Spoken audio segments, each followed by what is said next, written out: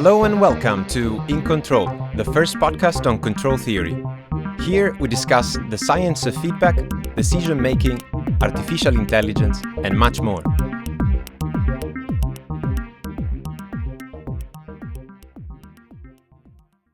Hello and welcome to In Control.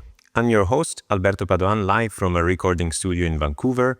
Quick thanks to our sponsor, the National Center of Competence in Research on Dependable Ubiquitous Automation and International Federation of Automatic Control. In this episode, we delve into the life and legacy of Alexandr Mikhailovich Lyapunov. Apologies for the Russian speakers. I'm not a native in that language, but yet we're going to explore a towering figure whose name is synonymous with stability in science and engineering. Born in Imperial Russia and coming of age in an era of grand scientific inquiry, Lyapunov's contributions transcended disciplines. If you studied control theory or chaos, you've likely heard the term Lyapunov stability or Lyapunov exponent. These concepts all trace back to this one remarkable individual. In fact, Christopher Bissell, a famous historian for those who care about control theory, noted that rarely can a doctoral thesis have such an enormous influence on a scientific or engineering discipline. That dissertation bore Lyapunov's name, and more than a century later, its echoes still guide systems and control theory and far beyond. But behind the formulas stand a deeply human story, one of intellectual passion, a nurturing scientific family, personal devotion and tragedy, and a legacy that would shape science and engineering for generations. Over the next hour or so, we'll journey through Lyapunov's life, from his upbringing in a gifted family and the influence of legendary mentors like Chebyshev, to the formulation of his stability theorems and dramatic circumstances of his final days. We'll start in what I hope will be an accessible way, painting a picture of his life and contributions without too much technical detail, but later in the episode, for the more technically inclined, we'll delve deeper into the science behind his famous stability theory and other contributions. So don't worry, for the first half or so, it is intended to be for everyone, and then we'll geek out a bit in the second half. Along the way, I'll try to quote from letters and memoirs as much as possible, like Lyapunov's own family, students, and colleagues, to help bring this historical figure to life in his own words. So get comfortable as we weave together historical storytelling with technical insight. By the end, we'll not only appreciate what Lyapunov proved in 1892, but why it still matters today in 2025. In the spirit of our Bellman episode, we'll be mixing the personal and the scientific, the anecdotal and the analytical, all centered on Lyapunov, a man who sought stability in a world of change. Alexandr Mikhailovich Lyapunov was born on May 25, 1857 in Yaroslav, an ancient Russian provincial city northeast of Moscow situated on the Volga River, known for its cultural heritage, medieval architecture, and its important role in shaping Russian identity.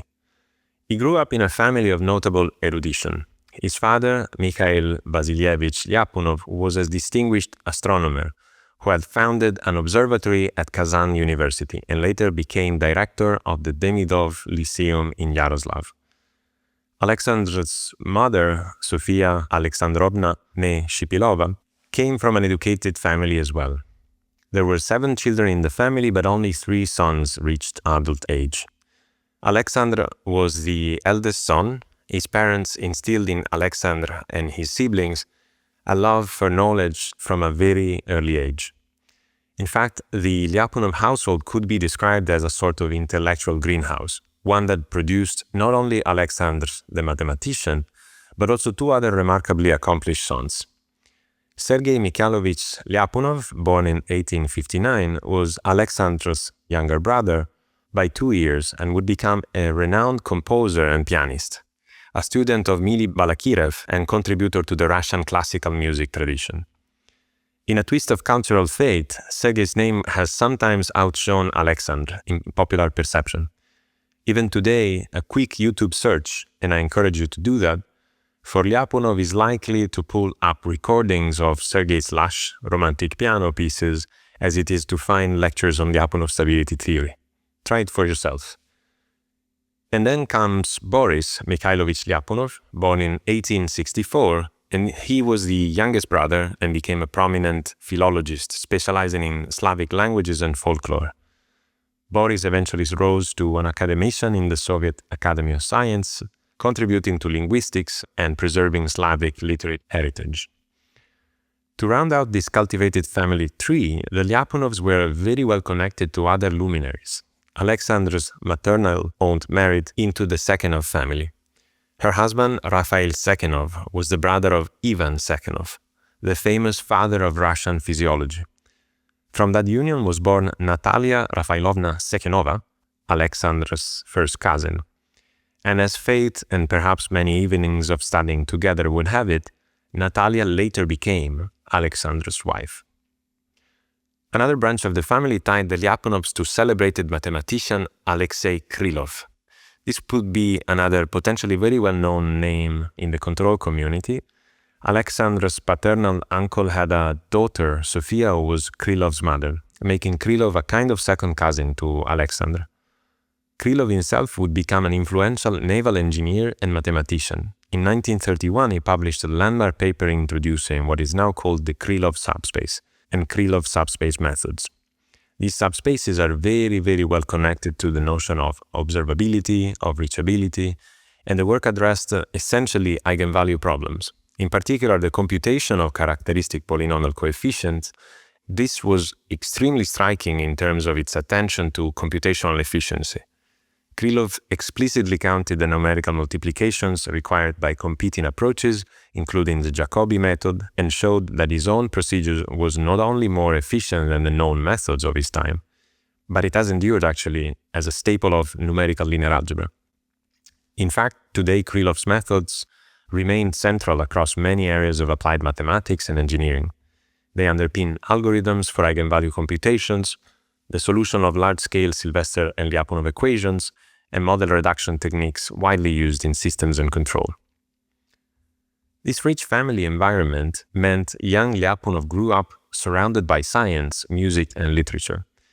The mathematician and later biographer Vladimir Smirnov noted that, and I quote, "All circumstances, both at home and as well as with his closest relatives, awakened in him an interest in science." Alexandr received his first schooling at home from his father, who no doubt taught him to gaze at the stars and appreciate the rigor of celestial mechanics. Sadly, Mikhail Lyapunov died in 1868 when Alexandr was only 11. After this loss, Alexander's upbringing was overseen by his mother and his uncle Raphael Sekhenov, Ivan's brother, at their estate in Nizhny Novgorod, about 400 kilometers southeast of Yaroslav. In 1870, his mother moved the family there permanently. Alexandr and his cousin Natalia studied together under private tutors to prepare for entry into the gymnasium. One can imagine the household, the budding mathematician and his equally brilliant cousin, poring over books by lamplight, encouraged by Uncle Raphael and occasionally visited by the great physiologist Ivan Sekhenov himself. Alexandr enrolled in the Nizhny Novgorod gymnasium, where he proved an exceptional student, graduating in 1876 with a gold medal at the age of 19.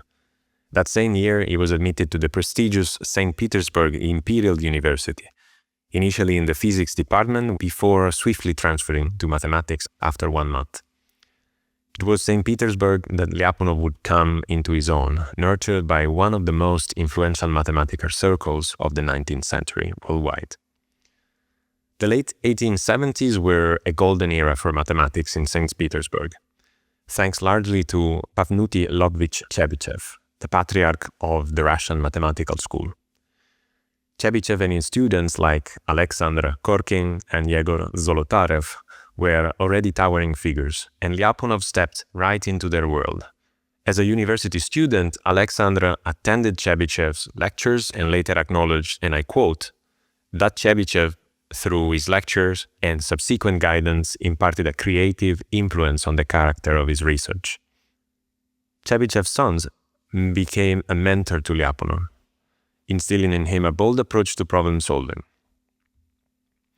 Chebyshev's philosophy, as Lyapunov would recall, was that, and I quote again, young mathematicians should test their strength on serious, challenging problems rather than settling for easily solved ones. One of Lyapunov's other professors was Dmitry Konstantinovich Bobilev, a mechanics specialist who took Lyapunov under his wing. Under Bobilev's supervision, Lyapunov wrote an award-winning student essay on hydrostatics in 1880, investigating the equilibrium of floating bodies and the potential of a fluid pressure. This work earned him a gold medal and became the basis of his first two published papers in 1881. Bobilev recognized Lyapunov's talent and helped him secure a position as a junior faculty, essentially an assistant in mechanics, at the university after graduation in 1880. Lyapunov would remain closely associated with Bobilev for decades. Many years later, he fondly reminisced about Bobilev's patient guidance for his first youthful work, often of a fairly naive character, and here I'm quoting Lyapunov's words himself. Lyapunov expressed deep gratitude for his teacher's shining personality. It is clear that Lyapunov thrived under mentorship that combined high expectations, Chebyshev's push for hard problems, with supportive oversight, Bobilev's nurturing review of his work. By 1882, having passed his master's level examinations, the 25-year-old Lyapunov was eagerly searching for a worthy topic for his master dissertation. In the Russian system at the time, a pre-doctoral thesis required to earn a Master of Science degree. It was then that Chebyshev posed to Lyapunov a problem both extremely difficult and deeply significant, a problem at the cutting edge of mathematical physics in the 19th century. According to Lyapunov's own recollections, Chebyshev cautioned him not to waste effort on small, easily solved questions, but instead to test his strength on a great theoretical challenge. Chebyshev then proposed the following, in Lyapunov's words. It is known that for certain values of the angular velocity, ellipsoidal forms cease to serve as forms of equilibrium of rotating fluids. Do they not go over in this case to some new forms of equilibrium which, for a small increase of angular velocity, would differ little from ellipsoids? He added, if you solve this question, your work would be immediately receiving attention. This remarkable quote, essentially a dare from Chebyshev, pinpointed one of the era's major unsolved problems. But let me tell you a bit more about context. Mathematicians and astronomers were fascinated by the shapes that a spinning fluid mass, like a rotating drop or a planetary body, could assume. Since Newton, it was known that a rotating self-gravitating fluid could form an oblate spheroid in equilibrium. For the oblate spheroid, think of a squashed sphere. This is called a Maclaurin ellipsoid for those who are curious. In 1834, Carl Jacobi, a German mathematician who made fundamental contributions to a number of areas in mathematics, including elliptic functions, differential equations, and number theory, had discovered a new family of equilibrium figures. Jacobi showed that triaxial ellipsoids, think of elongated rugby ball-like shapes, could be stable at certain rotation speeds. But beyond a certain rotation rate, even Jacobi's ellipsoids became unstable. So the question was, what happens then? Do entirely new non-ellipsoidal shapes, perhaps like pear-shaped or dumbbell-shaped, become possible equilibrium forms? This was not just a theoretical fancy. It tied into hypotheses about how binary stars or planetary moons might form by spinning fission. By the late 1880s, Henri Poincaré and others in France were actively investigating this question of new rotating figures. In fact, in 1886, Poincaré had published a major memoir titled Sur l'équilibre d'une masse fluide, animée de mouvements de rotation, suggesting that as rotation increases, an ellipsoid might continuously deform into a pear-shaped figure. A bold claim that such a pair could be an equilibrium shape that might explain, say, the split of a moon from a planet. However, Poincaré's work left some gaps, and it did not rigorously prove the existence of the pear-shaped figure, nor its stability, leaving room for doubt. Chebyshev's challenge to Lyapunov in 1882 was thus right on the frontier of research. Solve this, he implied, and you solve a puzzle that has tantalized the greatest minds from Jacobi to Liouville to Poincaré. Chebyshev even confided that he had posed the same problem to other talented mathematicians, like Igor Zolotarev and Sofia Kovalevskaya in the past, though it seems neither had solved it. Kovalevskaya, for example, became a pioneer in her own right in the area of partial differential equations, and likely found it outside her primary interests. Young Lyapunov was captivated, and here I quote him, "I became strongly interested in this question. The more so since Chebyshev had not only given any hints for his solution, and I immediately set to work." Lyapunov would later admit that after, and I quote again, several unsuccessful attempts, he had to postpone directly solving Chebyshev's puzzle of finding new equilibrium forms. However, his detour led him to an adjacent, equally important problem, the stability of the known ellipsoidal forms. In other words, rather than discovering a new shape outright, Lyapunov tackled the question of under what conditions are the classical ellipsoids, say Maclaurin and Jacobi ellipsoids, stable or unstable. If they become unstable at a certain spin, the very fact suggests that the system might bifurcate to something new, like the conjectured pear shape. By focusing on such a question, Lyapunov found a tractable and fundamental piece of the larger puzzle. Lyapunov's master dissertation, titled On the Stability of Ellipsoidal Forms of Equilibrium of a Rotating Fluid, was completed and defended in the early 1884 at the St. Petersburg University. His examiners included his mentor Bobilev and Professor Budayev, a specialist from the Artillery Academy. The work made immediately a splash in the mathematical community. Upon publication, a summary appeared in the French journal Bulletin Astronomique, signaling to Europe that a significant result had been achieved. Indeed, this dissertation put Lyapunov's name on the scientific map. In the words of Patrick Parkes, another historian, this was, and I quote, "the work that established his name in Europe." In 1904, at the initiative of the French mathematician Émile Coursera, Lyapunov's 1884 thesis was translated into French and published in the Annales de l'Université de Toulouse, further amplifying its international reach. So what had Lyapunov actually accomplished in this master thesis? In brief, he carried out a meticulous analysis of the dynamical stability of rotating ellipsoids under small perturbations. Using and extending a variational approach, notably the Thomson-Tate energy principle in fluid mechanics, Lyapunov derived conditions under which an ellipsoid would return to its shape, if slightly perturbed, versus when it would start evolving into a different shape. He showed, for example, that a certain critical ellipticity marked the transition. Beyond that, the Jacobi ellipsoid loses stability. In fact, Lyapunov found that as angular velocity increases, a Maclaurin spheroid would eventually bifurcate into a Jacobi ellipsoid, a known result, and that one of the Jacobi family eventually hits a bifurcation point, which we now understand as the onset of the pear-shaped sequence.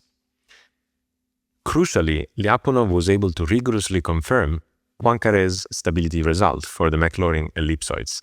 That is, they are stable up until the bifurcation of the Jacobi's sequence. He also closely scrutinized Poincaré's claim about the pear shape. Lyapunov's calculations later convinced him that the hypothetical pear-shaped figure, even if it exists, would be unstable. This was a bold stance that contradicted what some astronomers like George Darwin, Charles Darwin's son, were hypothesizing for the origin of the moon. But Lyapunov was right. Many years later, in 1917, physicist James Jeans confirmed that a pear-shaped mass would indeed be unstable, undermining Darwin's fission's theory for the moon formation. In other words, Lyapunov's master thesis had profound astronomical implications, and it helped settle whether a rapidly spinning planet could pinch off a moon by a stable pear-shaped intermediate. The answer? No, it can't, because the pear shape would fly apart before a satellite could form. For our story, the key takeaway is that Lyapunov's early research established him as a gifted problem solver who could apply deep mathematical tools, potential energy, variational principles, linear stability analysis, to a grand physical problem. He also set the stage for his life-defining work, the general theory of stability. As we'll see, The techniques and intuition he developed studying rotating fluids, especially the idea of using an energy-like function to judge stability, would directly inform his next, much broader breakthrough. With his master's degree attained in 1884 and his reputation growing, the 27-year-old Lyapunov embarked on a teaching career. In 1885, he was invited to Kharkov University, modern-day Ukraine, to become a private docent, the equivalent of what is today an associate professor in mechanics. He moved to Kharkov that autumn. It was a time of reaction and reform in Russian academia. The liberal university statutes of 1863 had just been rolled back in 1884, and students and faculty alike were wary of newcomers as potential government stooges. In fact, one of Lyapunov's first students, the future mathematician Vladimir Steklov, recalled that Kharkov student body initially assumed that the young Lyapunov must be some, and I quote, pitiful mediocrity sent by the reactionary education ministry, quoting from Smirnov's biography. However, this prejudgment evaporated literally within the first hour of Lyapunov's teaching. Steklov describes Lyapunov's inaugural lecture in 1885 in vivid detail. Let me quote again Smirnov. Into the auditorium, together with the elderly dean, there entered a handsome young man, almost the age of some of our colleagues, who, after the dean left, began to lecture in a voice quivering with agitation. But from the beginning of the lecture, I heard that something I had not encountered from any other instructor or textbook. All antipathy was immediately blown to dust. By the strength of his talent and the natural charm of youth, Alexander Mikhailovich, even without knowing, overcame in 1 hour the prejudiced attitude of the auditorium. From that day, Alexander Mikhailovich took a very special place in the eyes of the students, who came to regard him with exceptionally respectful esteem.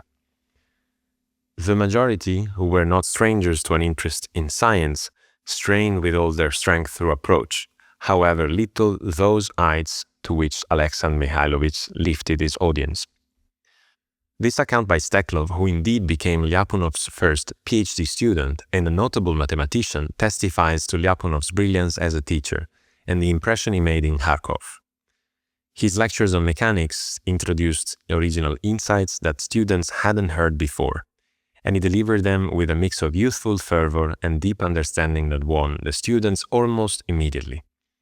Lyapunov also threw himself into developing new courses and writing detailed lecture notes. He taught virtually the entire mechanics curriculum alone for several years, and the notes he produced were considered innovative and valuable enough to be discussed later by colleagues like academician Alexei Krylov. Despite heavy teaching duties, Lyapunov did not abandon research. In fact, after a few years in Kharkov, he returned to the problem that would secure his immortality in mathematics, the general stability of motion. By 1888, Lyapunov began publishing papers on the stability of mechanical systems with a finite number of degrees of freedom. These were essentially warm-ups to formulate a comprehensive theory. All this culminated in 1892 with Lyapunov's doctoral dissertation, the equivalent to a PhD, thesis or habilitation, entitled The General Problem of the Stability of Motion. Defended at Moscow University in September 1892 with none other than Nikolai Zhukovsky, the father of Russian aerodynamics, as an opponent, this thesis is often described as one of the most important in the history of mathematics. Few dissertations had such a sweeping impact. More than a century later, Lyapunov's work is still celebrated by the control community through dedicated conferences and commemorative articles. So what was the essence of Lyapunov's 1892 stability memoir? Well, in it, Lyapunov addressed a very general question.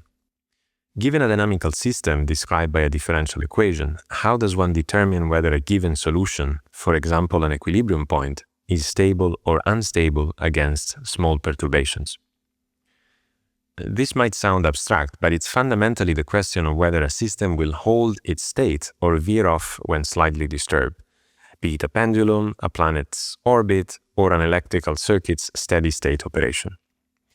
Mathematicians before Lyapunov had some partial methods, for example linearization, or what Lyapunov called the first method, which had been used by Chebyshev's contemporary, the British engineer James Maxwell, as we have seen in one of the first episodes of this podcast, and also by Edward Routh, to analyze the stability of governors and other systems by looking at the eigenvalues of linear approximations.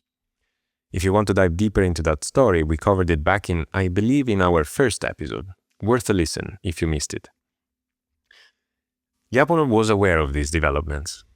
He cites Routh and was influenced by the work of Poincaré, who had applied series expansions to stability problems. In fact, Lyapunov's first method in his thesis corresponds to what we now call the linearization test. The idea is to approximate a nonlinear system near an equilibrium by expanding the vector field that defines the differential equation in a Taylor series expansion, and keeping only the first term. This produces a linear system whose stability can be read off from the eigenvalues of its matrix. Intuitively, if all those eigenvalues lie in the stable region, the higher order terms in the expansion count less, quote-unquote, and the nonlinear system will likewise remain stable under perturbations. Poincaré had independently developed this very same idea, so this was partly a case of Lyapunov refining existing knowledge. But what precisely do we mean by stability? Well, up to this point, mathematicians had spoken about systems being stable or unstable without a fully systematic definition. First, one must identify an equilibrium, a state where the system, if left alone, does not change over time. Think of a pendulum at rest or a ball sitting in a bowl. Once placed there, nothing happens unless it is disturbed. Stability then asks, what happens when we do disturb it? An equilibrium is stable if, when the system is nudged slightly, it does not wander off unpredictably, but instead remains close to where it started. If we put a pendulum hanging straight down, if we give it a kick and it swings, it will stay nearby. If we try to balance it upright and we give it the tiniest disturbance, that will send it toppling over.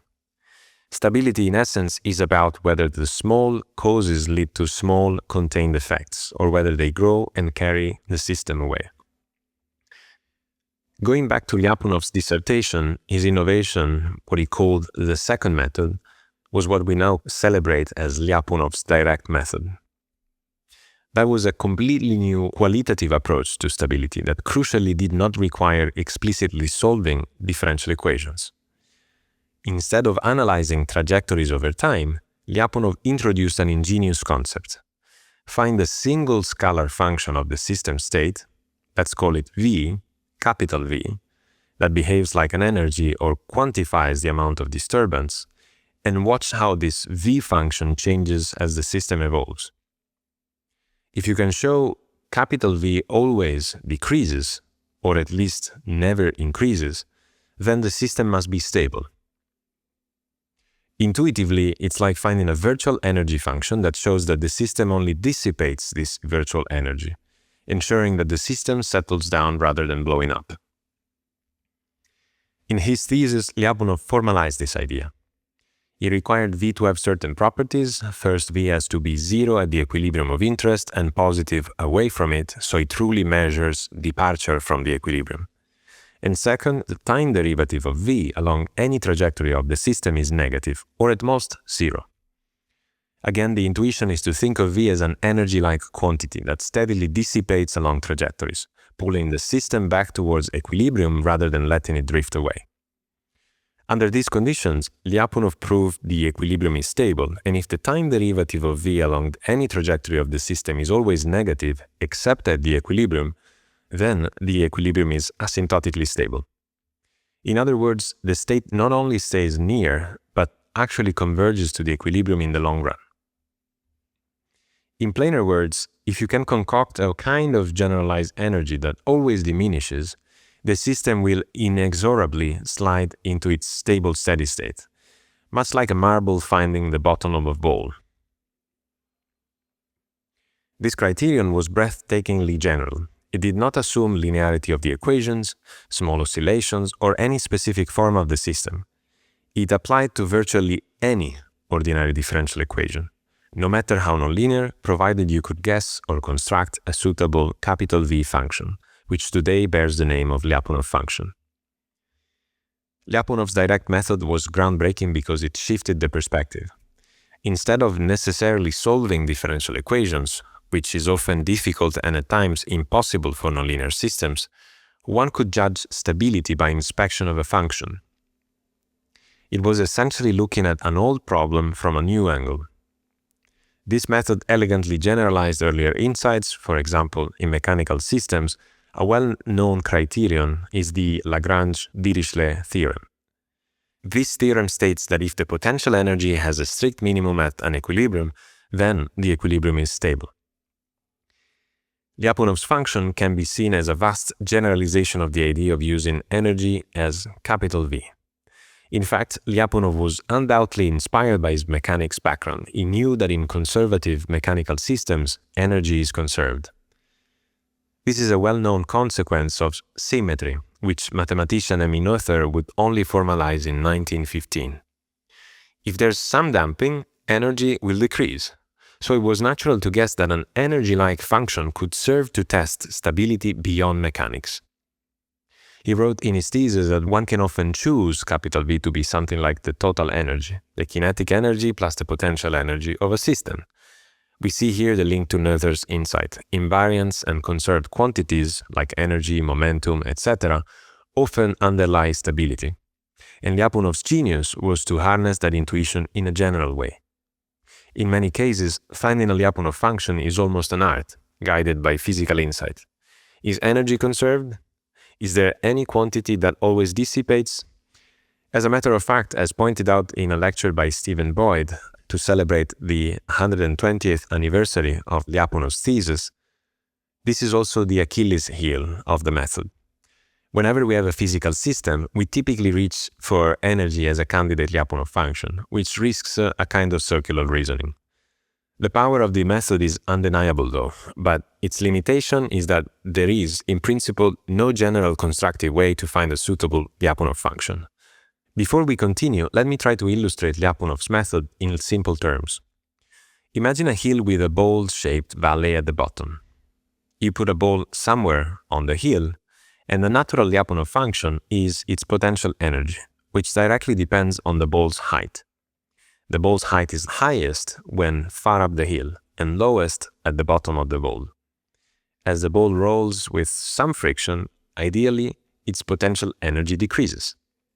If you can show that no matter where on the hill you place the ball, it will always roll down and never up, you've proven stability of the equilibrium at the bottom, using energy as your Lyapunov function. And that ball eventually settles at the bottom point in the bowl. Lyapunov extended this intuition to essentially any dynamical system by allowing capital V, the Lyapunov function, to be any well-behaved scalar function that captures the notion of distance or energy from equilibrium.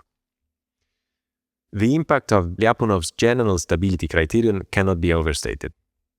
It armed scientists with a powerful tool to tackle nonlinear problems. However, Lyapunov himself, characteristically modest and focused, didn't spend much time in the dissertation elaborating corollaries or specific applications of the theory. As one commentator notes, beyond the intense 4-year burst that led to the 1892 thesis, Lyapunov, and I quote, devoted relatively little time to elaborating the consequences of his conclusion. In other words, he laid the foundations and then moved on to other mathematical pursuits, such as potential theory and probability. Lyapunov's stability theory might have languished in obscurity, gathering dust in the Mathematical Society of Kharkov's proceedings, where it was first published in Russian. Were it not for a French translation in 1907, a translation Lyapunov himself reviewed and corrected, adding some material. This French version, Problème général de la stabilité du mouvement, appeared in the Annales de Toulouse and helped Western European mathematicians become aware of this work. Still, for decades, the uptake of Lyapunov's methods was limited. By contrast, Lyapunov's shift into probability theory at the turn of the 20th century was as decisive as it was understated. Having established his reputation with the 1892 dissertation on stability, he now turned to the question about random phenomena and the foundations of statistics. His most celebrated achievement in this area was a general proof of the central limit theorem, completed around 1901. In simple terms, the central limit theorem explains why the familiar bell-shaped curve, the Gaussian or the normal distribution, however you want to call it, appears so often in nature and statistics. The theorem states that if you take a large number of independent random effects, even if one has different distributions, their properly scaled sum tends towards a normal distribution. Lyapunov's proof was among the first to formalize this idea with great generality, showing why noise or measurement errors and countless natural processes share the same underlying pattern. A key part of the argument was what we call today characteristic functions, essentially Fourier transforms of probability distributions. By studying these transforms, mathematicians can track how randomness behaves in the frequency domain and establish where sums of variables converge towards the normal distribution. Every version of the central limit theorem is, at its heart, a way of expressing a very simple fact. When you add together many small independent contributions, the result tends to form the familiar bell curve. Three ingredients are essential. There must be many contributions, none of them can be too large, and they cannot be too strongly dependent on one another. Lyapunov's condition gave one of the first precise ways of capturing the second requirement, the idea that no single increment could dominate the sum. This was more than a refinement. It gave the central limit theorem a rigor and generality that had allowed him to serve as a universal principle in probability theory. This line of work also connected him more closely with contemporaries. Chebyshev had paved the way, but it was Andrei Markov, Lyapunov's younger colleague and later close friend, who would carry the probabilistic program further. The two men met often at the St. Petersburg Academy of Science, where both were eventually elected as members. We'll talk about that later. Markov built on Lyapunov's foundations to develop what we now call Markov chains, models of random processes where the future depends only on the present, not on the past. While Lyapunov provided the first rigorous proof of the normal law for sums of independent variables, Markov extended the scope of probabilistic reasoning to dependent sequences. Their friendship left behind small but telling scenes. Markov, famously fiery and combative, was known to clash with almost everyone at the academy meetings, often interrupting, correcting, and sometimes even ridiculing his colleagues. But with Lyapunov, it was different. In the middle of any heated exchange, Markov might suddenly stop, turn toward him, and soften his tone, asking, "Sasha, perhaps you see it differently." For someone as blunt as Markov, this deference was remarkable. It showed that the quiet authority Lyapunov carried, not through the force of personality, but through the respect his intellect commanded. As Smirnov later commentators observed, the achievement of 1901 alone would have secured Lyapunov's name in the annals of mathematics, even without his contributions to stability. Some historians even argue that his probabilistic work foreshadowed entire fields of mathematics, statistics, statistical mechanics, and even information theory among them. It's worth pausing our narrative to humanize this brilliant mathematician with a few anecdotes. Lyapunov's personal life during the Kharkov period was content, even if somewhat introverted. In January 1886, during the winter break, he traveled back to St. Petersburg and finally married his cousin Natalia Sekhenova. Their marriage was by all accounts a happy union, though the two had no children. Natalia was intellectually close to him, and having been literally his study partner in youth, she took a warm interest in his scientific work.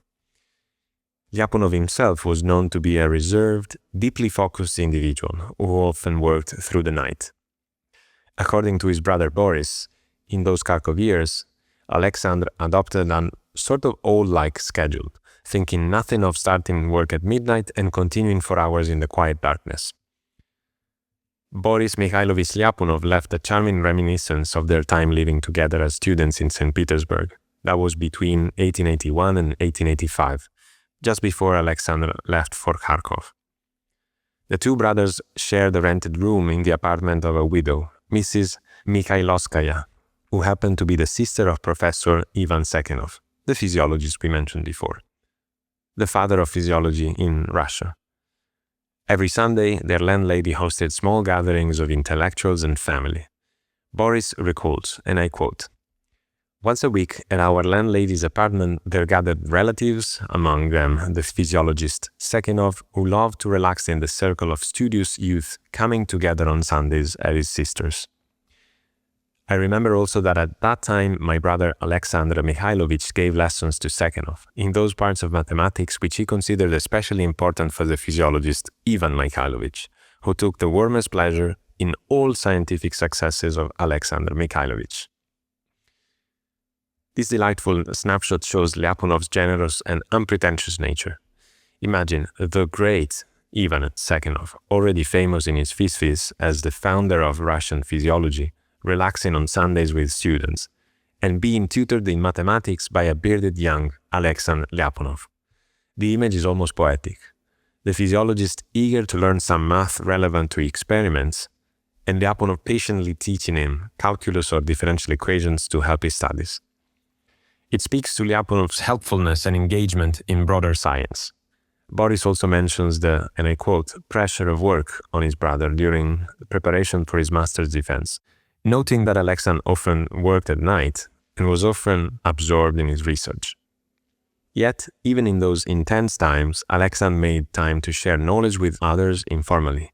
He maintained close ties with Sekhenov until the latter's death, indicating a capacity for friendship across generations and disciplines.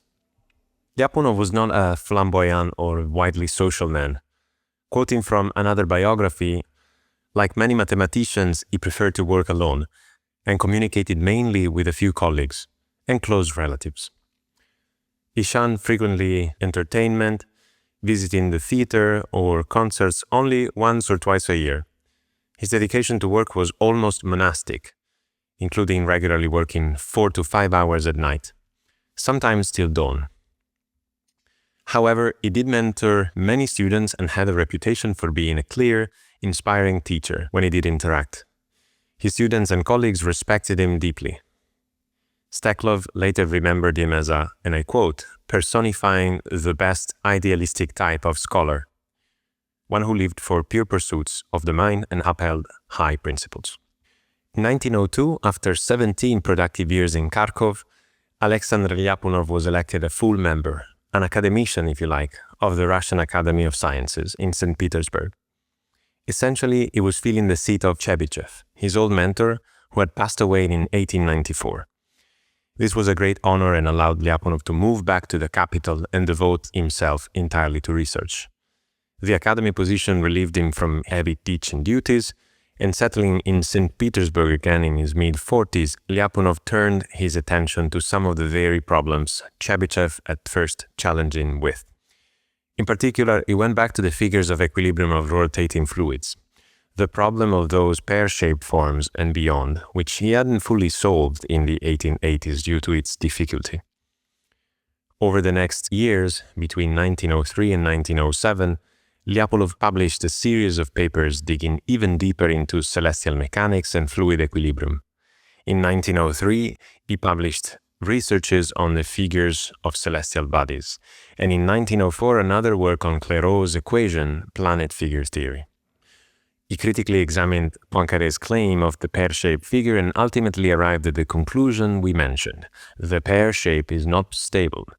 Lyapunov wrote frankly to a colleague that Poincaré in his new book had apparently done, and I quote, what would have been the subject of my investigations, but stood at the same point as 17 years ago on the key question of the pear-shaped body. So Lyapunov felt his own work was not preempted. He then pressed on to fill the gaps. By showing that the pear-shaped figure would in fact not be a stable equilibrium, Lyapunov essentially closed the door on the path for cosmic fission theories. This was an important result in astronomy, as noted earlier. It corrected a significant hypothesis about the Earth's moon, ruling out the idea that a pear-shaped Earth could shed the moon, a hypothesis championed by George Darwin up to that point. It's important to note that Lyapunov, a pure mathematician at heart, was perfectly willing to engage with concrete physical theories and delivered verdicts that had real implications. In this sense, he was following the tradition of great applied mathematicians like Newton or Euler, using rigorous math to answer questions about the natural world. During this period, Lyapunov also took on editorial work. Notably, he helped publish Leonhard Euler's collected works, serving as an editor for 2 volumes, 18 and 19, of Euler's oeuvre. By the mid-1900s, Lyapunov's professional renown was international. In 1908, he traveled abroad to attend the 4th International Congress of Mathematicians in Rome, and here he was elected a corresponding member of the French Academy of Sciences and an honorary member of several other universities. Despite these accolades, Lyapunov remained the same quiet, industrious figure. Colleagues recall him often appearing shy or reserved at congresses, but always deeply insightful in conversations about science. Away from formal meetings, he also revealed another side of himself, of a very cute nature, a passion for the natural world. Friends remembered him carefully tending to plants, collecting specimens, and discussing botany with the same seriousness he brought to the mathematics. In Rome, he even visited the gardens and exhibitions of tropical flora, speaking with genuine enthusiasm about the delicate structures of leaves and flowers. Some of these specimens he carefully brought back home. As World War I and the Russian Revolution upheaved Lyapunov's world, the great mathematician's life took a tragic turn.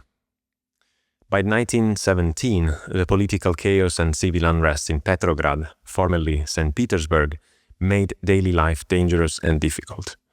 That summer, Lyapunov decided to leave the capital and take his ailing wife Natalia to the south for her health. Unfortunately, Natalia had long suffered from tuberculosis, and her doctors advised her that the milder conditions of the Black Sea might alleviate her condition. The couple decided to relocate to the city of Odessa in 1917 in June. Initially, Odessa might have seemed like a safe haven, a quieter city away from the fighting. Lyapunov took up a post at Novorossiya University in Odessa, and for a short time in 1918 he continued some scientific work and teaching there. But as 1918 wore on, their personal circumstances worsened. Natalia's tuberculosis advanced rapidly, growing more and more frail and weak. At the same time, Lyapunov himself was experiencing health problems. His eyesight was deteriorating due to advancing cataracts, which threatened to rob the meticulous mathematician of his most important sense. Even more crushing, news came that the Lyapunov family estate on the Volga had been burned in the throes of the revolution. Along with that estate went a great library accumulated by his late father and grandfather, a library that Alexandra cherished deeply. All those books and memorabilia up in flames. It was an enormous emotional blow from which Lyapunov had a hard time recovering. By the autumn 1918, Alexandra Lyapunov was a man being tested on all fronts. First of all, physically. He was 61 years old, his eyesight failing, his strength worn down by years of restless nights and worry. Second, emotionally, by the impending loss of his long-life companion and cousin, and by the heartbreak of seeing his country and family heritage in ruins. And finally, mentally, by the despair that can afflict even the strongest spirits, while all around him the Russia he had known, along with its institutions, its traditions, its very sense of continuity seemed to crumble. Friends later recounted that Lyapunov appeared deeply depressed and anxious in those days. On October 31, 1918, Natalia Rafailovna Lyapunova succumbed to tuberculosis and passed away in Odessa. She and Alexandra had been married for 32 years. The very same day, upon witnessing his beloved wife's death, Alexander Lyapunov took a pistol and shot himself in the head. Gravely wounded, he did not die immediately, but he fell into a coma and lingered for 3 more days. Alexander Mikhailovich Lyapunov died on November 3, 1918, just as Natalia was being laid to rest. In a final note, he requested that he be buried together with her. It was a heart-rending end. One of the world's greatest mathematical minds, unable to find stability in his own life amid such turmoil. choosing to depart the same world that had given him so much joy in abstract pursuits. Alexander Lyapunov's influence on science and engineering has only grown with time. In the aftermath of his death, colleagues in Russia eulogized him in academy meetings, and his collected works were published, ensuring that the future generations could study his findings. But the real legacy of Lyapunov lives in the myriad theorems, methods, and applications that sprouted from these seeds he planted. In an attempt to do justice to this legacy, we're going to explore how Lyapunov's ideas propagated through the 20th century and into the 21st, a journey of concepts from stability theory to modern control engineering, dynamical systems, and even cybernetics. It is in Russia and the broader Soviet scientific sphere that Lyapunov's work initially took the deepest root. Perhaps unsurprisingly, even before his passing, a number of talented Russian mathematicians had taken up the study of nonlinear dynamics and oscillations, clearly drawing on Lyapunov's approaches. In the 1920s and 30s, two major research centers emerged. One led by physicist Leonid Mandelstam in Moscow, where a young Alexander Andronov was a key figure, and another around Nikolai Krylov and Nikolai Bogulyobov in Kiev. These groups were studying problems like self-sustained oscillators, synchronization, and the so-called mitname, or entrainment phenomenon, of coupled oscillators and other nonlinear phenomena. Andronov in particular demonstrated how Poincaré and Lyapunov's method could explain the existence of stable limit cycles in radio oscillator circuits, for example, in the van der Pol oscillator. He essentially linked the abstract notion of a limit cycle, think of a periodic or almost periodic trajectory in the phase space, to real-world self-oscillations in engineering. The terminology and techniques we use today in nonlinear dynamics, phase portraits, equilibria, limit cycles, were disseminated widely thanks to Andronov and collaborators like Igor Kaikin, and initially also Witt, who published the influential book Theory of Oscillations in 1937. That text brought Lyapunov's qualitative methods to a broad audience of scientists and engineers in the Soviet Union. Simultaneously, Krylov and Bogulyobov in Kiev were developing an asymptotic approach to nonlinear mechanics, so-called averaging methods, again rooted in Poincaré-Lyapunov's tradition. They published Introduction to Nonlinear Mechanics in 1937, focusing on nonlinear oscillation problems and using Lyapunov's first method as a basis using series expansions. During this pre-war era, other Soviet mathematicians like Chetayev and Eiserman extended Lyapunov's stability theory in various ways. Chetayev found refinements for cases where Lyapunov's functions, derivatives, are not necessarily negative. Today, this result is known as Chetayev's theorem of instability. Lyapunov's name became enshrined in the Soviet education. He was portrayed as a national scientific hero, part of a lineage from Euler and Chebyshev. His methods were taught to engineers, especially in the burgeoning field of automatic control. In fact, historian Bissell notes that by the mid-20th century, the Soviet Union had two key strands in control engineering.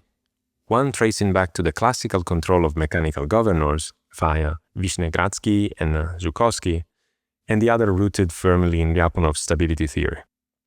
Both strands fed the explosive growth and control technology in the USSR, from stability of power grids to guided systems. One telling anecdote of Lyapunov's Soviet legacy comes from 1953. The Soviet Academy of Sciences finally identified Lyapunov's overgrown grave in Odessa and had it restored with the commemorative inscription mentioned above. It was a significant and symbolic reclaiming of pride at the dawn of the space age. The USSR wanted to honor the man whose work on stability was vital for everything from rockets to reactors. Perhaps more interestingly, Lyapunov's influence extended to the nascent field of cybernetics and computer science in the Soviet Union in the late 40s and early 50s. While Norbert Wiener's cybernetics was initially viewed with suspicion in Stalin's USSR, a group of Soviet scientists embraced it once the ideological barriers fell. One of the founders of Soviet cybernetics was, by a twist of fate, Alexei Andreevich Lyapunov, notably sharing the last name. Alexei was indeed from the extended Lyapunov family and a brilliant mathematician in his own right. He became a pioneer in computing, programming theory, and artificial intelligence in the USSR and was a driving force behind recognizing cybernetics as a legitimate science in the Soviet Union. While Alexei's work was quite separate from that of Alexander Lyapunov, classical stability theory, the coincidence of their names and kinship is often noted. As mentioned earlier, for a surprising long time, Lyapunov's work remained little known in the Western Europe and the United States. This was partly a language issue, because few Western engineers read Russian or French fluently. In part, it was also a matter of discipline. Pure mathematicians knew of Lyapunov's work, but engineers tackling practical control problems between the 20s and the 40s were often unaware of it. Historian Bissell describes this as, and I quote, a classic tale of lack of communication within the world of technology. The West and the Soviet Union were developing control theory on parallel tracks, not interacting much. In the West, classical frequency domain methods such as Nyquist plots, body diagrams, etc. dominated mid-century control engineering, and nonlinear stability analysis was less mainstream. It took the pressures of the Cold War and the space race to change that. In the 1950s, high-performance aircraft, guided missiles, and space vehicles forced Western engineers to grapple with complex nonlinear dynamics and stringent stability requirements. Suddenly, the elegant stability techniques from the Soviet literature became of great interest. Starting in the mid-50s, there was a surge of translations and scholarly exchange. Russian works on stability were translated into English. For example, Solomon Lefschetz, a leading American mathematician that we discussed in the episode dedicated to Richard Bellman, became an evangelist for Lyapunov's theory after World War II. In a 1957 United States Air Force technical report on nonlinear mechanics, Lefschetz pointed out pointedly that it was, and I quote, a particular point of concern that Lyapunov's theory of stability and the use of methods that have been almost completely ignored outside the USSR needed urgent attention in the West. By 1960, the tide had fully turned. Lyapunov's name became commonplace in international journals, and in 1962 the International Federation of Automatic Control, also known as IFAC, held a major symposium on the centenary of Lyapunov's doctoral thesis. And Western participants marveled at the depth of work coming from the USSR. To give a concrete milestone, Lyapunov's 1892 dissertation was finally translated into English in 1992 by Fuller, a full 100 years after its original publication. This delay is astonishing, but by the time the translation appeared, Lyapunov's methods had already been fully assimilated worldwide through other channels. Once Lyapunov's stability theory became part of a global scientific conversation, it proved incredibly fertile. Over the course of the 20th century, it inspired a wide range of theoretical breakthroughs. And now, as promised at the beginning, it's time to geek out a bit. I'll highlight some of the key outgrowths, roughly in chronological order, of Lyapunov's theory. Of course, I can't cover everything, so apologies in advance to those I leave out. If you think something important is missing, please reach out. It could be a great pointer for a future episode. The first result I'm going to highlight is Macera's theorem, dating back to the 1950s. José Luis Macera was a Uruguayan mathematician of Italian origin who, around 1956, proved an important converse-type theorem. For certain classes of systems, notably autonomous systems on the real line of periodic systems, if an equilibrium is globally asymptotically stable, there must exist a Lyapunov function certifying that stability. The question here is what we mean by converse. Lyapunov had shown that if you can find a suitable Lyapunov function, then you can conclude the system is stable. Macera's result turns this around and seeks to address under what conditions does the stability of a system imply the existence of a Lyapunov function. Of course, the catch is that Macera's proof is not constructive. It tells us that a Lyapunov function exists, but not how to find it.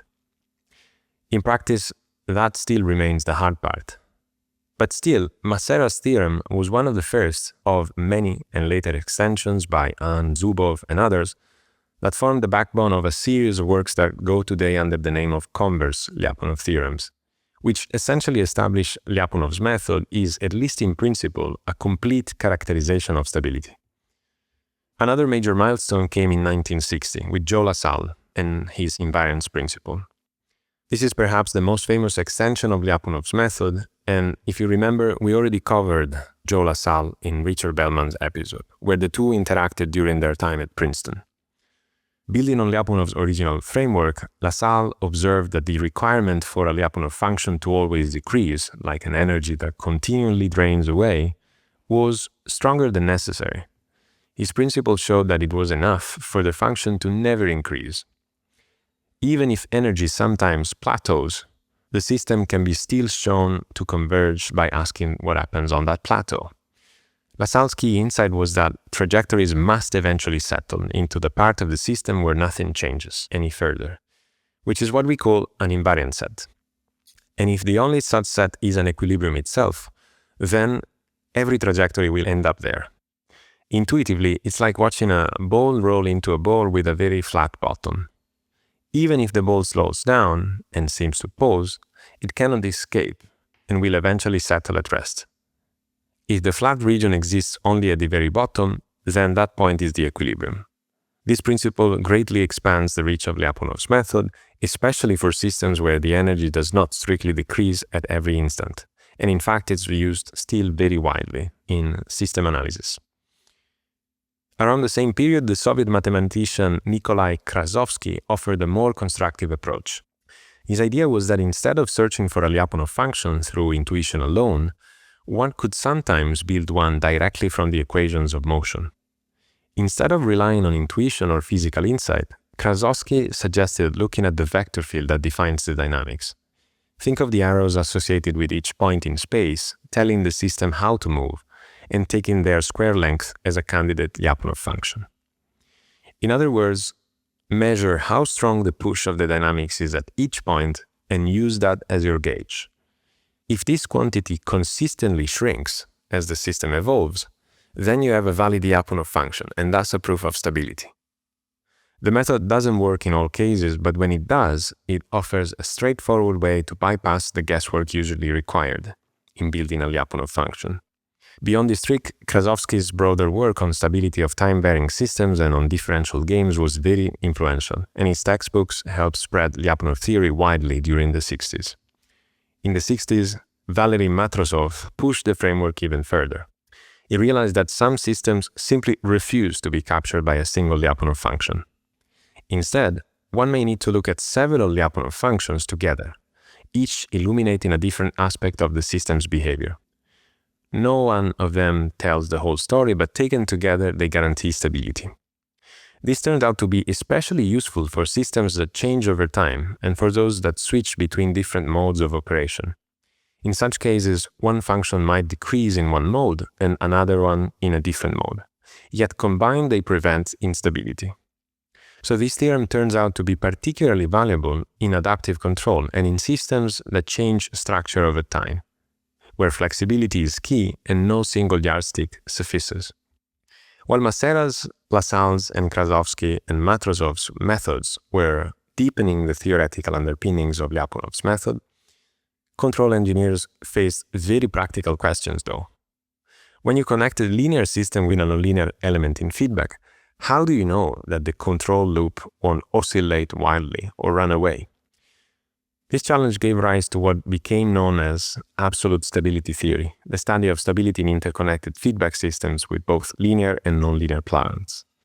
Two landmark results from 1960s stand out here, the Popov criterion and the circle criterion.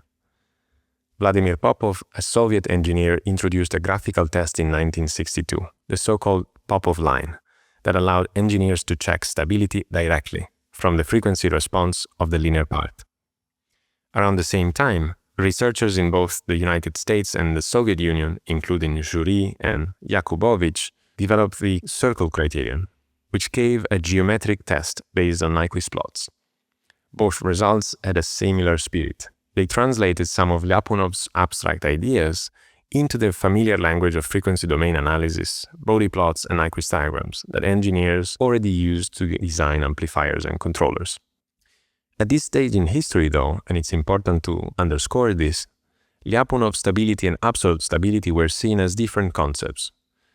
One belonged to the mathematical theory of dynamical systems, and the other to engineering practice of feedback design.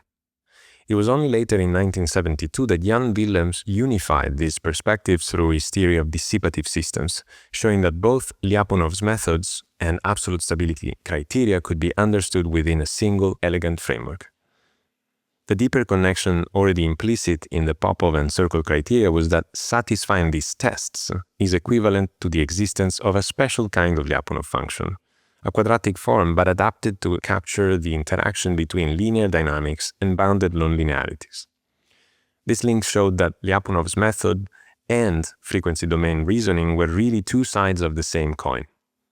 These criteria became cornerstones of absolute stability theory and profoundly shaped how engineers approached the design of feedback systems with nonlinearities such as saturation, dead zones, and relays. In modern terms, these results can be seen as early milestones of absolute stability theory, and today we recognize them in special cases that can be derived through the so-called S procedure, using linear matrix inequalities, a topic we'll return to shortly. As the field of nonlinear control matured, the concept of control Lyapunov function came to the forefront. The idea is powerful. Such a function not only certifies stability under some feedback law, but also provides a way to actually construct that stabilizing feedback. Zvi Yarstein had shown that the existence of a differentiable control Lyapunov function is equivalent to the existence of a regular stabilizing feedback. Building on this, Eduardo Sontag gave the concept its modern, definitive form. He proved that if a nonlinear system can be globally asymptotically stabilized by some feedback, then it admits a smooth control Lyapunov function.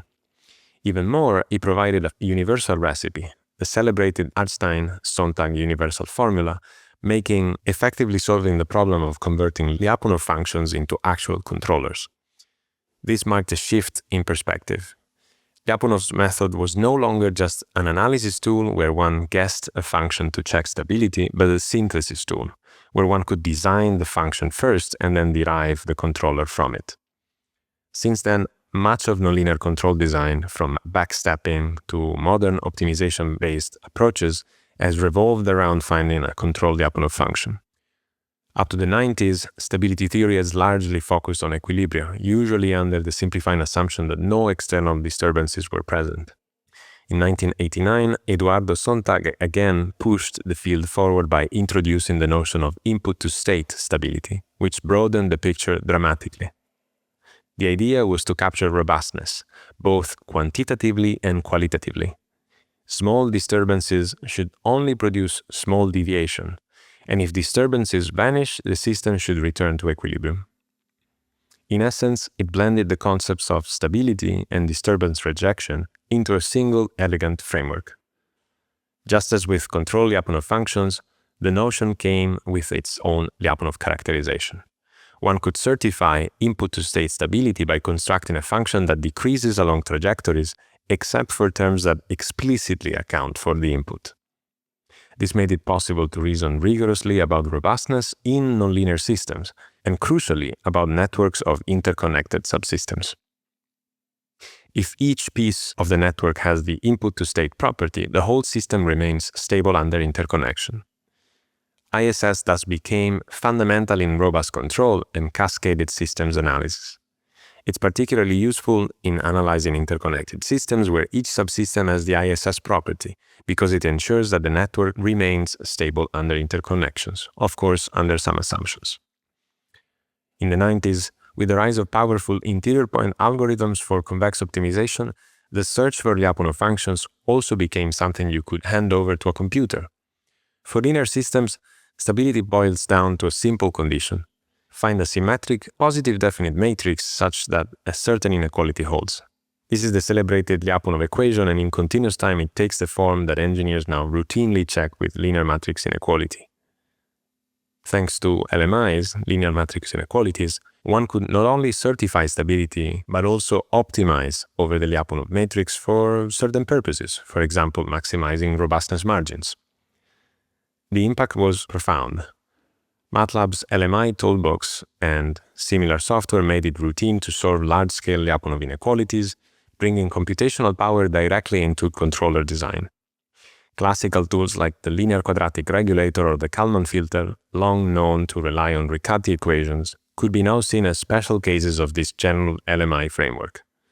Meanwhile, numerical linear algebra devoted entire algorithms, such as the Balters, Stewart, and Hammerling methods, to solving Lyapunov equations efficiently, making it possible to handle models with millions of states in areas like finite element analysis and model reduction. Looking back, it is remarkable how present Jan Willems had been. In his 1971 paper titled Least Squares, Stationary Optimal Control and the Algebraic Riccati Equation, he writes, and I quote, "The basic importance of the LMI seems to be largely underappreciated. It would be interesting to see whether or not it can be exploited in computational algorithms, for example." By the 1990s, that vision had come true. LMIs were not only appreciated, but they had become the backbone of computational control theory. The ubiquity of the Lyapunov equation is striking. Every time an aerospace engineer designs an autopilot using LQR, they are implicitly solving one. Every time a Kalman filter is tuned, a Lyapunov equation ensures the covariance remains well-behaved.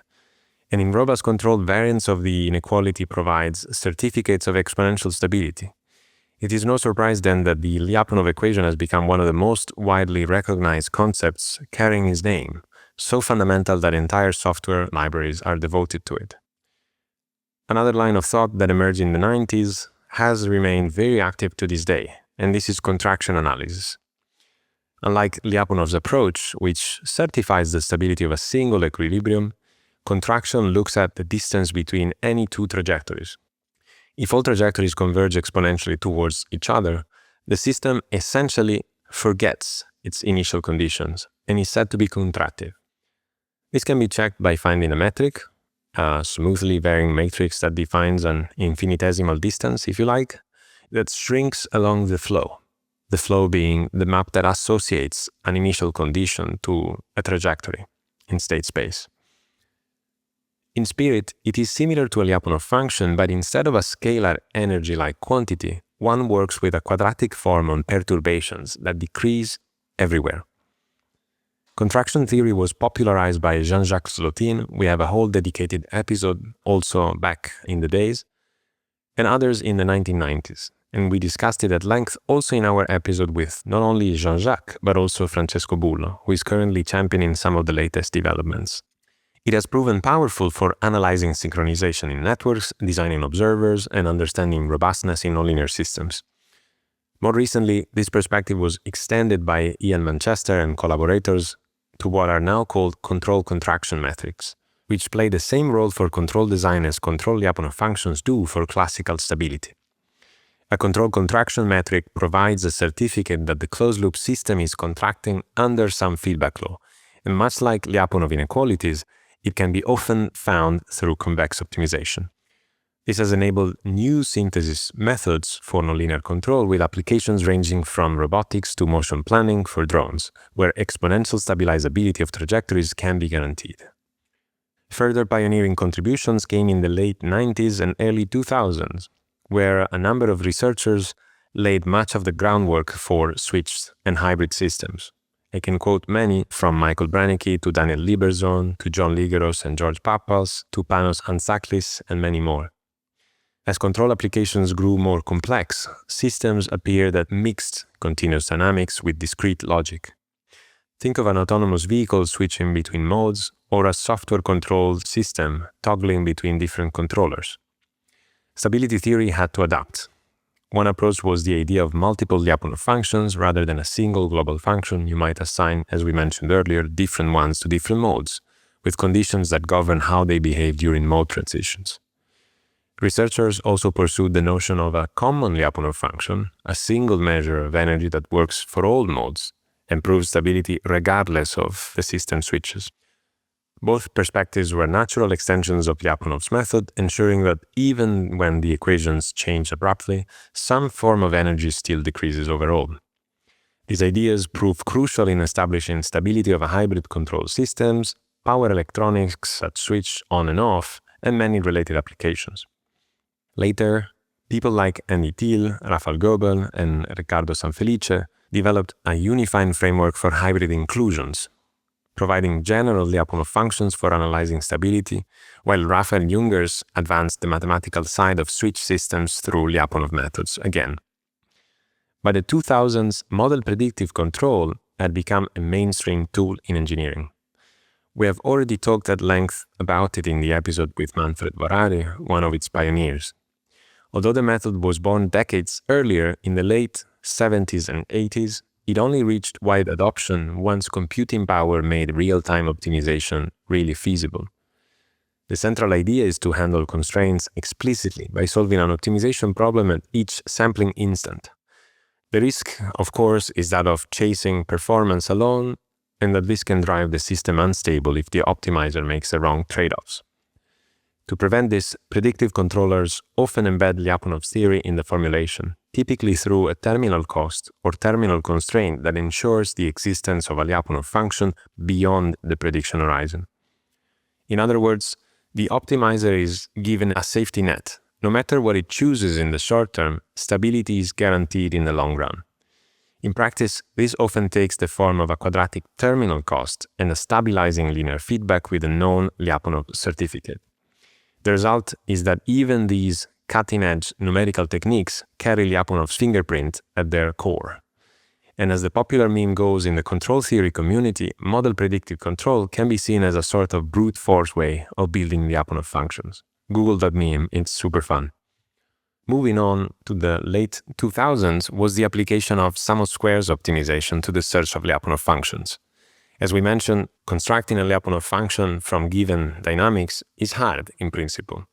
So researchers such as Pablo Parrillo, Steven Prajna, and Antonis Papatristodoulou showed how semi-definite programming could be used to automatically construct polynomial Lyapunov functions for polynomial systems. The idea is to parameterize a polynomial candidate and then require that both the function itself and its derivative belong to the class of sum of squares, which guarantees that they are globally non-negative or non-positive. By letting a solver determine the coefficients, the hunt for a Lyapunov function could be turned into a computational procedure. What had once been an art of educated guessing could now, at least in some cases, be automated. Beyond stability, the same machinery has been used now for reachability, safety verification, and even controller synthesis, areas where having a reliable certificate is critical. And this line of work is still very much alive today, driving progress at the intersection of optimization, control, verification, and robotics. In 2010s, Lyapunov-inspired methods began to address not only stability but also safety. We talked about this issue also in a previous podcast with Miroslav Krstić.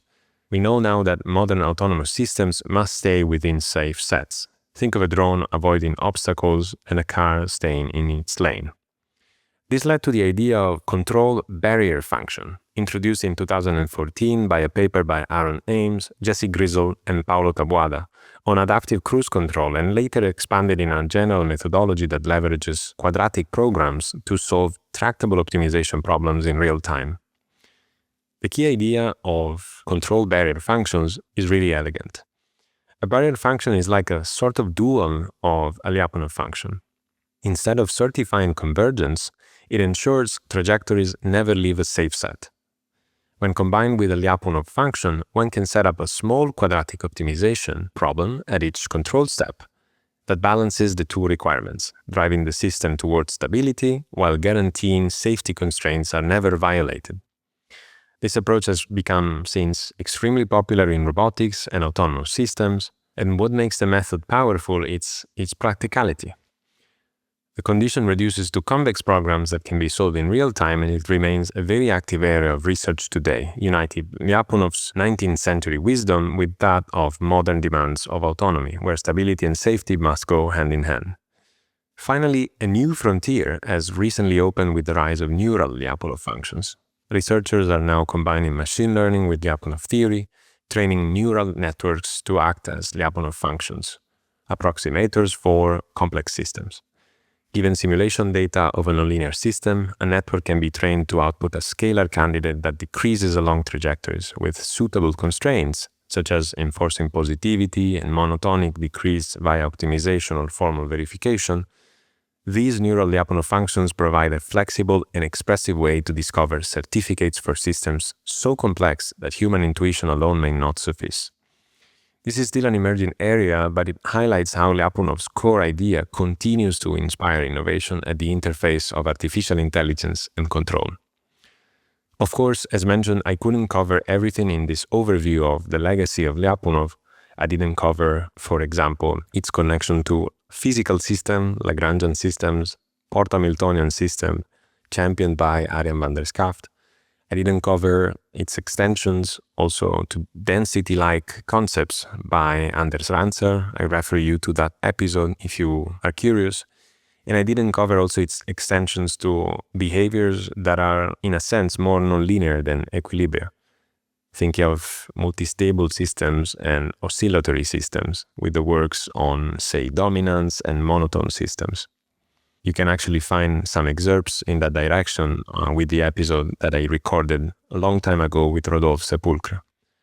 As we come to the end of this episode, it is worth remembering that beyond the direct scientific lineage, Lyapunov's legacy also lives on in our culture and through the broader achievements of his family. In memorials and honors, Alexander Lyapunov has not been forgotten today. He has a crater on the moon named after him, fittingly, given his work on celestial figures. Streets in a few Russian cities still bear his name. In 1957, the USSR, as I mentioned, issued a postage stamp on the centenary of his birth, calling him a great Russian mathematician. More recently, the international control community has held a number of events in his honor. In June 2012, an IFAC symposium on the control education in Nizhny Novgorod, the city of his youth, was dedicated to a 120-year anniversary of Lyapunov's stability theory. And in 2017, at the IFAC World Congress in Toulouse, home to that 1907 French translations of his thesis, a special tribute session marked Lyapunov's 160th birthday and the 125th anniversary of his landmark memoir. It's why moving to consider that in 1892, a young man in Kharkov writes down a theory in Russian, hoping a few mathematicians might take note, and in 2017, researchers from all over the world gather in France, specifically to honor that work's longevity. As we conclude this journey through Lyapunov's life and legacy, it's clear that its influence is truly everywhere. Each time an engineer designs a controller that guarantees your airplane will fly steady, each time a mathematician proves a new system will converge, and each time a complex network's robustness is quantified, Lyapunov's spirit is there, in the principle that a single scalar function can illuminate the fate of an infinite continuum of trajectories. The man who sought the stability of rotating ellipsoids ended up gifting the world a universal method to find equilibrium amid complexity. In a deeper sense, Lyapunov's work embodies a hopeful message. Even in systems that appear wildly complicated, there may exist a simple function that reveals order and predictability. It's almost poetic that Lyapunov's life, which ended amid personal chaos, gave birth to a tool that helps ensure stability and order in our technological world. In the memory of Alexander Lyapunov, we see the convergence of a brilliant mind and a fundamental idea. His legacy lives on not just in equations and theorems, but in every stable orbit, every balanced bridge, every controlled heartbeat pacemaker, and every reliable circuit, thanks to a Lyapunov function that does not spiral out of control. Thank you for listening to this exploration of Alexander Lyapunov's life and impact. Through triumphs and tragedies, through 19th century lectures and 21st century algorithms, Lyapunov's quest for stability continues to resonate. A lasting reminder that clarity and insight can prevail even when the world is wobbling. Thank you for listening, and see you next time.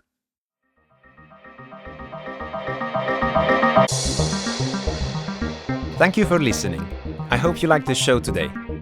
If you enjoyed the podcast, please consider giving us 5 stars on Apple Podcasts, follow us on Spotify, support on Patreon or PayPal, and connect with us on social media platforms. See you next time.